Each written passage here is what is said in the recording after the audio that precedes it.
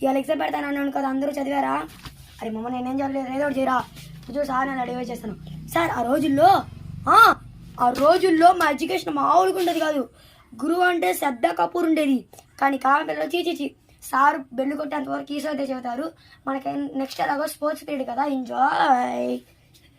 మేము గట్టిగా మాట్లాడితే మా సార్ మమ్మల్ని కొడతారని భయం ఉండేది. కానీ కాలపిల్లలకు భయమే లేదు. సార్ మీ పీరియడ్ అయిపోయింది, మీరు వెళ్ళిపోండి సార్. మీ స్పీడ్ ముందే చెప్పారు, స్పోర్ట్స్ పీరియడ్ కూడా నేనే తీసుకున్నాను. మోసుకొని అందరు దూరం కూర్చొని ఎగ్జామ్ కండక్ట్ చేస్తా.